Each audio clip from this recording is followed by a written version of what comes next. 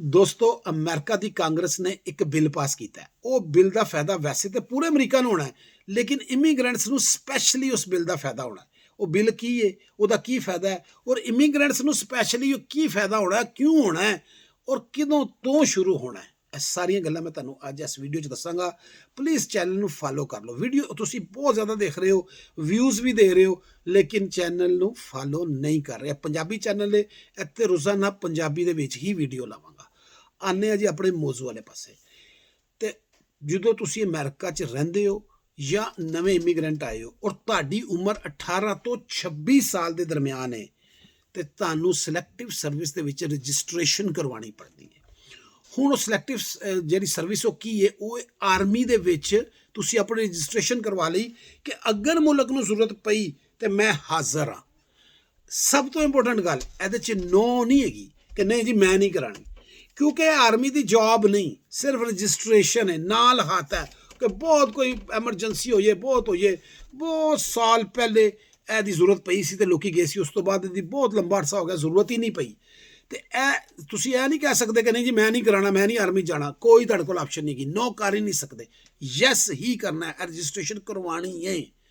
ਹੁਣ ਇਮੀਗ੍ਰੈਂਟਸ ਨੂੰ ਇਹਦਾ ਕੀ ਹੁੰਦਾ ਕਿ ਇਮੀਗ੍ਰੈਂਟ ਜਦੋਂ ਆਉਂਦੇ ਨੇ ਉਹਨਾਂ ਵਿਚਾਰਿਆਂ ਦਾ ਪਤਾ ਹੀ ਨਹੀਂ ਹੁੰਦਾ। ਬੱਚਿਆਂ ਦੇ ਨਾਲ 18 ਤੋਂ 26 ਸਾਲ ਦੇ ਦਰਮਿਆਨ ਜਾਂ 18 ਤੋਂ 21 ਸਾਲ ਦਰਮਿਆਨ ਉਹ ਵਿਚਾਰੇ ਪੜ੍ਹਾਈ ਕਰਦੇ ਰਹਿੰਦੇ, ਆਪਣੇ ਕੰਮਾਂ 'ਚ ਲੱਗ ਜਾਂਦੇ, ਨੌਕਰੀਆਂ 'ਤੇ ਲੱਗ ਜਾਂਦੇ। ਜਦੋਂ ਆਉਂਦੀ ਉਹਨਾਂ ਦੀ ਸਿਟੀਜ਼ਨਸ਼ਿਪ, ਉੱਥੇ ਪਤਾ ਲੱਗਦਾ ਜੀ ਤੁਸੀਂ ਤੇ ਸਿਲੈਕਟਿਵ ਸਰਵਿਸ ਰਜਿਸਟ੍ਰੇਸ਼ਨ ਹੀ ਨਹੀਂ ਕਰਵਾਈ। ਉਹ ਕਈਆਂ ਨੂੰ ਪਤਾ ਹੀ ਨਹੀਂ ਹੁੰਦਾ। ਕਈ ਸਾਡਾ ਇੱਕ ਦੋਸਤ ਸੀ, ਉਹਨੇ ਤਾਂ ਕਹਿਤਾ ਜੀ ਮੇਰੀ ਇੰਟਰਸਟ ਹੀ ਨਹੀਂ ਸੀਗੀ। ਉਸੇ ਵੇਲੇ ਰਿਫਿਊਜ਼ ਕਰ ਦਿੰਦੇ ਨੇ। ਉਹ ਕਹਿੰਦੇ ਤੂੰ ਕਰਾਈ ਕਿਉਂ ਨਹੀਂ, ਉਸੇ ਵੇਲੇ ਰਿਫਿਊਜ਼ ਹੈ, ਜੁਰਮਾਨੇ ਦਿਓ, ਬੜੇ ਮਸਲੇ ਹੁੰਦੇ ਨੇ, ਲੰਬਾ ਕੰਮ ਹੋ ਜਾਂਦਾ ਹੈ। ਸਿਟੀਜ਼ਨਸ਼ਿਪ ਨਹੀਂ ਮਿਲਦੀ ਕਿ ਲੰਬੇ ਅਰਸੇ ਵਾਸਤੇ ਨਹੀਂ ਮਿਲਦੀ, ਹੋ ਸਕਦਾ ਪਰਮਾਨੈਂਟ ਨਾ ਦੇਣ, ਕੋਈ ਕੁਝ ਵੀ ਕਰ ਸਕਦੇ ਨੇ, ਕਿਉਂਕਿ ਇਹ ਨੋ ਕਰਨ ਦਾ ਮਤਲਬ ਹੈ ਫੈਲਨੀ ਹੈ, ਇਹ ਜੁਰਮ ਹੈਗਾ, ਤੁਸੀਂ ਨੋ ਨਹੀਂ ਕਰ ਸਕਦੇ। ਤੇ ਜੇ ਇਹ ਹੁਣ ਜਿਹੜੇ ਹੈਗੇ ਨੇ ਆਪਣਾ ਇਮੀਗ੍ਰੈਂਟਸ, ਉਹਨਾਂ ਵਿਚਾਰਿਆਂ ਦਾ ਕੋਈ ਕਸੂਰ ਨਹੀਂ, ਉਹਨਾਂ ਨੂੰ ਤਾਂ ਪਤਾ ਹੀ ਨਹੀਂ ਸਿਸਟਮ ਦਾ। ਜਦੋਂ ਆਉਂਦੇ ਨੇ ਉਹਨਾਂ ਨੂੰ ਕੋਈ ਦੱਸਦਾ ਹੀ ਨਹੀਂ, ਉਹਦੀ ਵਜ੍ਹਾ ਦੇ ਨਾਲ ਉਹ ਨੁਕਸਾਨ ਕਰ ਪੈਂਦੇ ਨੇ।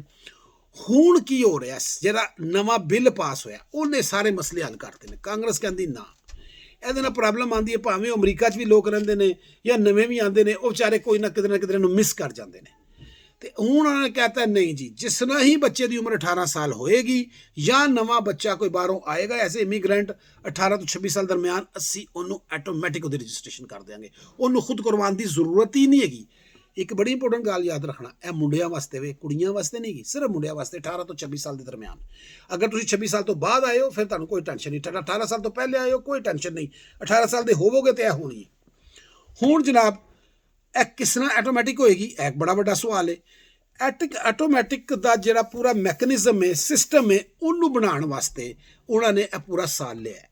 2026 ਦੇ ਐਂਡ ਤੇ ਦਸੰਬਰ ਤੱਕ ਉਮੀਦ ਹੈ ਕਿ ਇਹਦੇ ਉੱਤੇ ਫੈਸਲਾ ਆ ਜਾਏਗਾ, ਤਰੀਕਾਕਾਰ ਦਾ ਪਤਾ ਚੱਲ ਜਾਏਗਾ। ਬਿੱਲ ਪਾਸ ਹੋ ਚੁੱਕਿਆ, ਸਿਰਫ ਹੁਣ ਤਰੀਕਾਕਾਰ ਉਹਨਾਂ ਨੇ ਦੱਸਣਾ। ਯਾਦ ਰੱਖਣਾ, ਜਿੰਨੀ ਦੇਰ ਤੱਕ ਤਰੀਕਾਕਾਰ ਨਹੀਂ ਆਉਂਦਾ ਉਨੀ ਦੇਰ ਤੱਕ ਤੁਸੀਂ ਆਪ ਰਜਿਸਟ੍ਰੇਸ਼ਨ ਕਰਵਾਉਣੀ ਹੈ। ਜੇ ਤੁਸੀਂ ਕੁਆਲੀਫਾਈ ਕਰ ਗਏ 18 ਸਾਲ ਤੋਂ ਉੱਤੇ ਹੋ ਗਏ ਤਾਂ ਤੁਸੀਂ ਆਪ ਰਜਿਸਟ੍ਰੇਸ਼ਨ ਕਰਵਾਉਣੀ ਹੈ। ਇਹ ਪੁਰਾਣਾ ਕਾਨੂੰਨ ਹੀ ਚੱਲ ਰਿਹਾ, ਇਹ ਨਵਾਂ ਕਾਨੂੰਨ ਨਹੀਂ ਆਇਆ।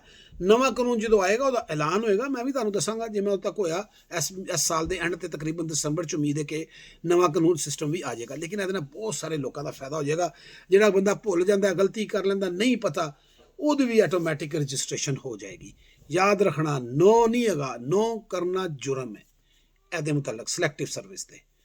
Thank you so much. ਤੇ ਚੈਨਲ ਨੂੰ ਪਲੀਜ਼ ਫਾਲੋ ਕਰ ਲੈਣਾ। Thank you.